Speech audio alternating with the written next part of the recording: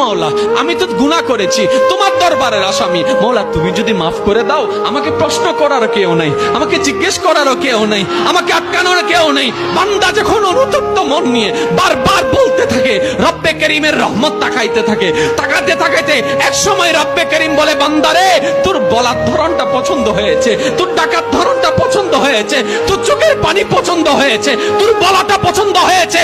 এবার মওলা বলে, আমি তোর সারা জীবনের কত গুনাহ করছিস? বান্দা বলে, মওলা 40,000 পার হয়ে গিয়েছে। কেউ বলে যে মওলা পাহাড় পরিমাণ হয়েছে, কেউ বলে যে মওলা আসমান পরিমাণ হয়েছে। এবার মওলা বলে যে আমি মাফ করে দিলাম, আমি মাফ করে দিলাম, আমি মাফ করে দিলাম, আমি মাফ করে দিলাম, আমি মাফ করে দিলাম, আমার বান্দাকে আমি মাফ করে দিলাম। ফেরেশতা বলে, মওলা এত বড় গুনাহগার, এত বড় আসামি, হাজার গুনাহগার, হাজারটা গুনাহ তওবা করেছে একবার, মাফ চেয়েছে একবার, তুমি মাফ করে দিলা, তুমি মাফ করে দিলা। রব্বে করিম বলে, মাফ করবো না তো কি করব?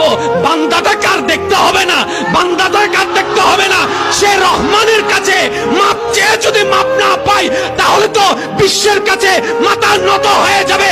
আরে সে রহমানের বান্দা, জাত্তার বান্দা না, যে রহমান হচ্ছে ইন্নাল্লাহ আলা কুল্লি শাইইন কাদির। সুবহানাল্লাহ।